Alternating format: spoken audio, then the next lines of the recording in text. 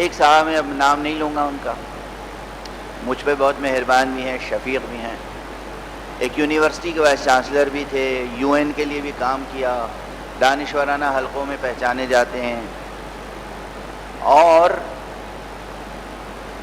ان کی موجودگی میں ایک مرتبہ میں نے ایک یونیورسٹی میں لیکچر کے دوران یونائٹڈ نیشنز پر طنز کیا اور انہیں بہت برا لگا، اور انہوں نے کھڑے ہو کر خوب میرے خلاف تقریر کی اور ضمن میں قرآن مجید کو نشانہ بنایا۔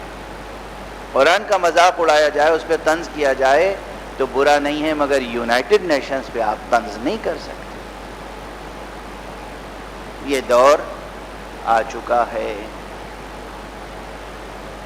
اور اس کے بعد وقتاً فوقتاً مجھ سے پوچھتے رہتے ہیں آخر یہ قرآن میں ہے کیا کہ علامہ طباطبائی نے 20 جلدوں میں شرح لکھی، تفسیر لکھی؟ کیسا معصومانہ سوال ہے، معصومانہ ہے نا۔ انہی سے میں نے پوچھا کہ آپ کا تو ماشاءاللہ ادبی ذوق بڑا بالیدہ ہے، یہ بتائیے کہ غالب کے کلام کی کتنی شرحیں لکھی جا چکی ہیں آج تک؟ غالب کے دیوان کا مطلع صرف نقش فریادی ہے کس کی شوخی تحریر کا، کاغذی ہے پیرہن ہر پے کرے تصویر کا، کتنی شرحیں لکھی گئیں۔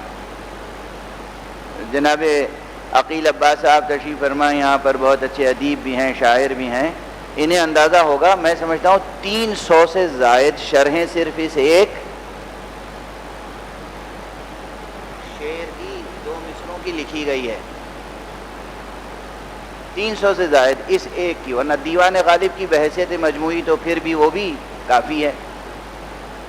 اور اس میں آپ دیکھیں گے کہ کہاں سے کہاں تک فاصلہ ہے شرح میں، یہی شعر ہے، یہی 2 مصرے ہیں، اور اس میں مثلا بہت مشہور شارح غالب اور مداح غالب اور نقاد غالب علامہ طباطبائی، وہ کہتے ہیں کہ یہ مطلب بالکل بے معنی ہے، اس میں معنی ہے ہی نہیں، محمل ہے، کہتے ہیں یہ شعر اس میں کوئی معنی نہیں ہے۔ اس کے مقابلے میں وہ لوگ ہیں جو کہتے ہیں یہ حمد کا شعر ہے، کچھ لوگ ہیں جو اس مطلع کو مولانا روم کی مثنوی کے مطلع کے برابر ٹھہرا دیتے ہیں، کیونکہ مولانا روم کی مثنوی کا مطلع کیا ہے؟ بشنوز نئی چن شکایت می کند وز جدائی ہا حکایت می کند، یا اس کی قرأت یوں بھی ہے کہ بشنوز نئی چن حکایت می کند وز جدائی ہا شکایت می کند۔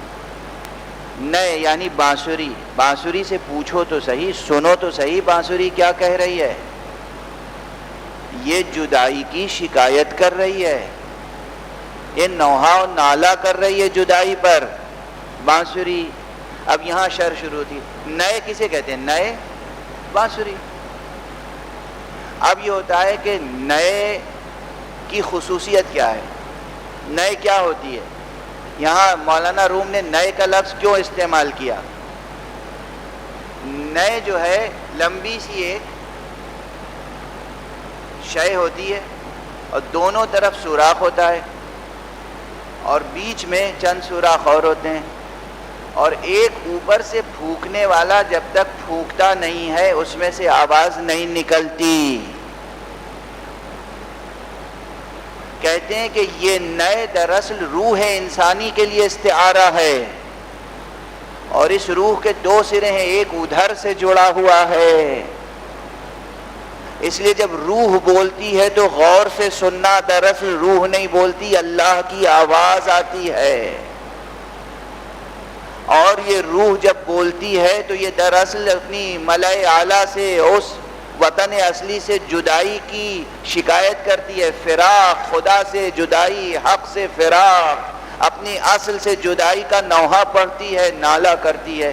اب اس مطلع میں کتنی گہرائی پیدا ہو گئی، کتنی گہرائی پیدا ہو گئی۔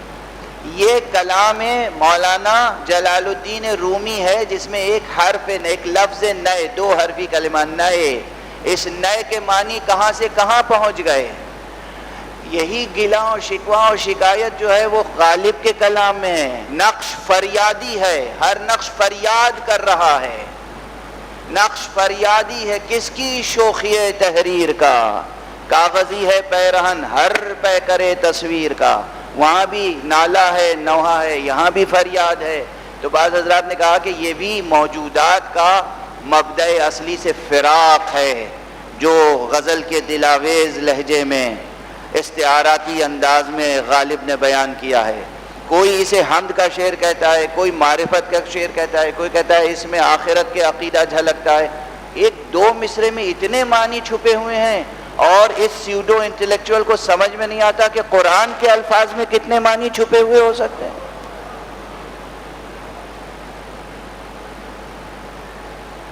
کیسی غفلت ہے اور کیسی شقاوت ہے، کیسی بد نصیبی ہے، قرآن کی طرف سے کیسی غفلت ہے، کیسی بے رغبتی ہے، اور اس کے نتیجے میں کیسی نکبت ہے۔ قرآن ہے